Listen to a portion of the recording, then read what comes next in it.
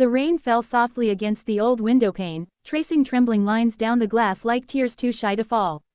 In the dim light of the small living room, Clara sat beside an open box of letters, her fingers trembling as she unfolded the last one. The ink had faded with time, but she would have known his handwriting anywhere, steady, careful, filled with the same tenderness that had once held her heart.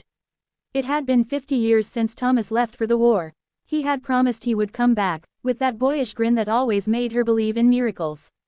"Just wait for me, Clara," he had said, tucking a lock of her hair behind her ear.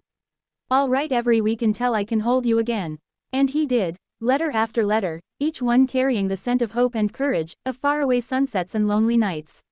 She wrote back faithfully, filling her envelopes with love and stories of the garden, of the town, of her dreams for their future. Then, one day, the letters stopped. The silence that followed was endless. The world moved on, wars ended, seasons turned, but Clara's heart remained paused in that moment of waiting. She never married. She stayed in the little house by the river where they had first met, tending to her roses and watching the postman every morning, just in case. Years turned into decades. Her hair turned silver, her hands grew frail. Still, she waited, until one autumn morning, a faded blue envelope arrived, its edges yellowed with time. It had been lost, the postman said, found in an old military post office being cleared. Her heart stopped when she saw his name. The letter began the way they all did, "My dearest Clara." His words painted a picture of his last night before the battle, the fear, the stars above the camp, the way he thought of her to steady his hands. And at the end, he wrote, "If this letter finds you, and I do not, promise me something. Don't spend your life waiting for me in sadness. Plant the roses we dreamed of, fill the house with laughter, and love the world for both of us.